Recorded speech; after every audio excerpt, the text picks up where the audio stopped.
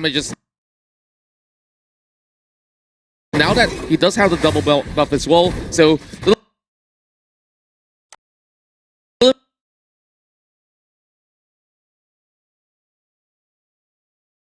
for, and that's when they go ahead and put it into high gear. That's when things get to start, and that's when it becomes more interesting.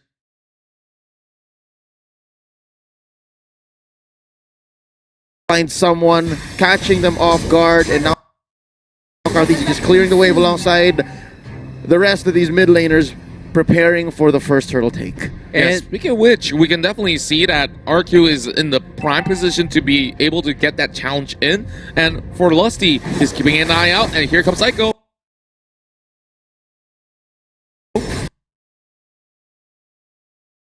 This is going to be tricky for them because the National is on the other side. Nice catch on the few first blood drawn by Shin, and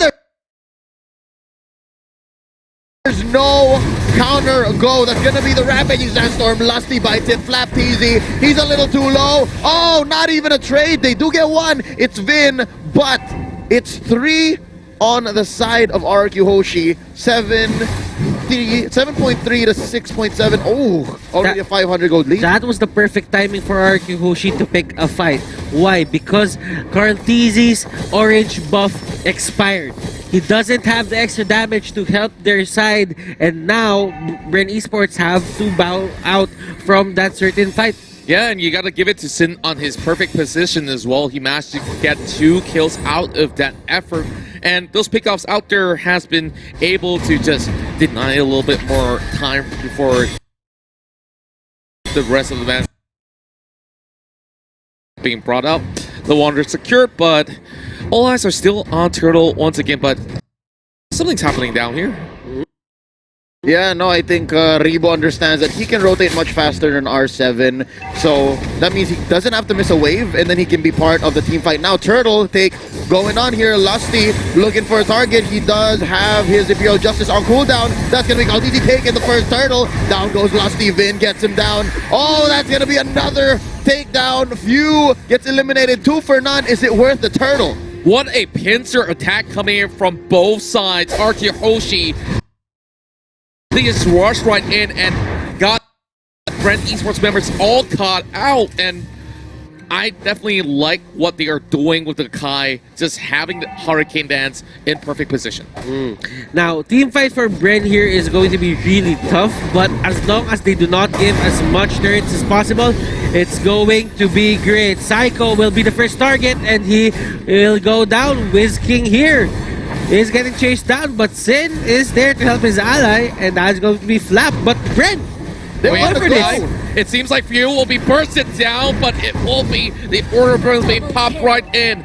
Wiz King does get that double for that dive. Great exchange coming from RRQ. Caltizi tries to take the buff away, and Finn, he tries to move right in first position, catching on towards Lusty, but Caltizi, how far can he run with a mega kill coming from Wiz King?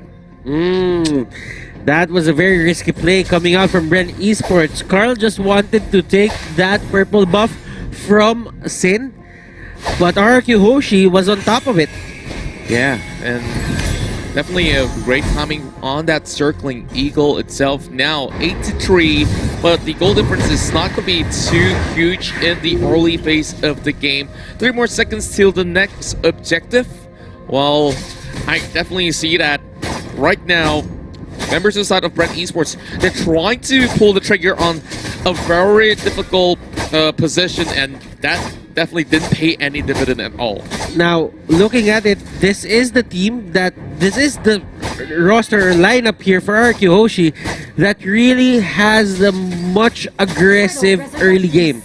They go for those turtles. When Bren Esports, they're kind of caught off guard here. Yep, here we go. Blazing Duet by Sin. He gets out of there. Battle Mirror Image.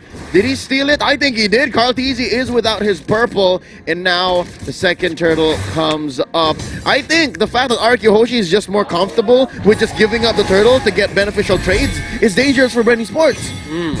Yeah, right now the turtle is going to be the main target for both of these teams. Bren Esports really want that. RQ does not want to give that to them. Cycle with the Petrify. Oh my goodness. Lusty just goes down. Not a good look for Lusty so far, and without that Imperial Justice, whether it be because it's on cooldown or whether it's because they catch him like that, not even blinking. Oh no, Flapteezy gets a barrage of bullets from Shin, and that's gonna be Vin putting the nail in the coffin for Flapteezy. It's looking tough. And of course, Blood Oath already being popped up as they will be able to manage this pretty much safely. I don't really like the sort of exchange that they had back and towards the Turtle Pit, and this is where things get a little bit rowdy with the rest of RQ.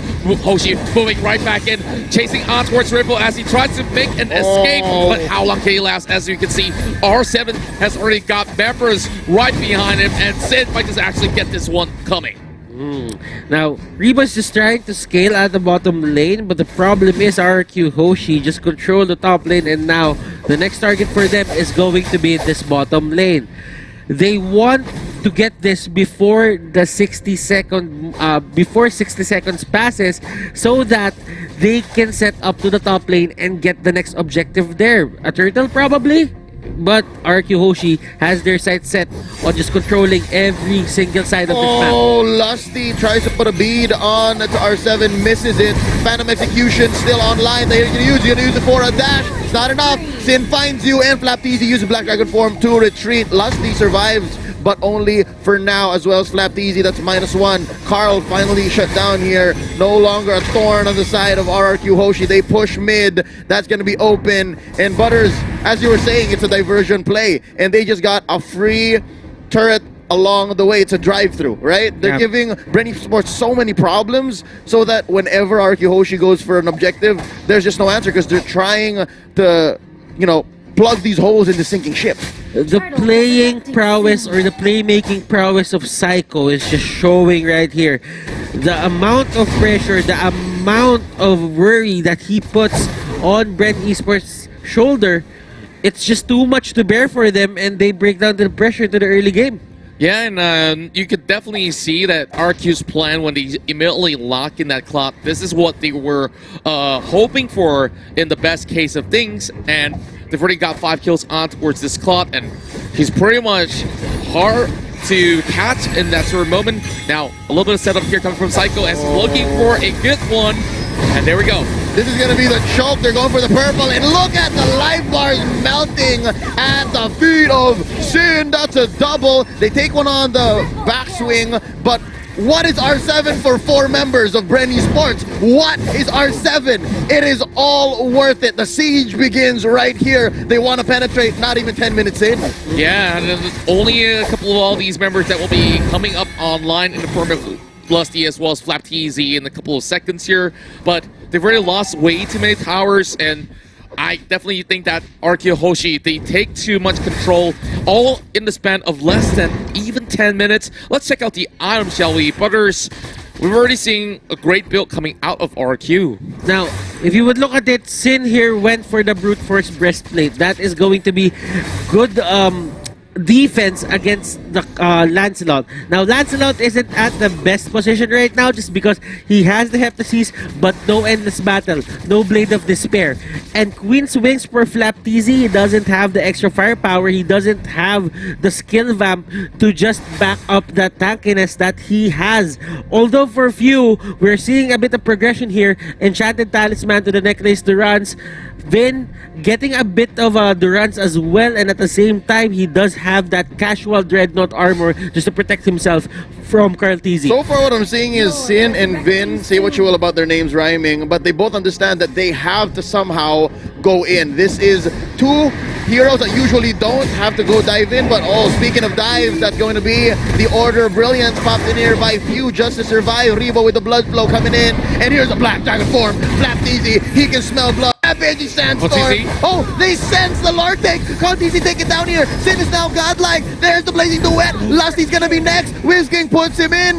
Down under the ground, 6 feet. 2 for none plus the Lord. RQ Hoshi is ripe for the finish. They fished them out, and with that, they initially went in by popping the Order of Brilliance, and Lunox already using the ultimate. They could not possibly go into cross anywhere near towards the Lord, but here comes RQ. They've already got the Lord taken out, and they are going straight to finish up game number 1. But there's going to be a defense coming in from the side of Bren Esports. They tried to hold on. Rimbo with the blood. Oh, he flickers away, but look at R7. He's chasing right in as well, but he will give his life for it. Bren Esports, they're slowly going down, and game 1 is in the hands of the Indonesian side, our RQ host.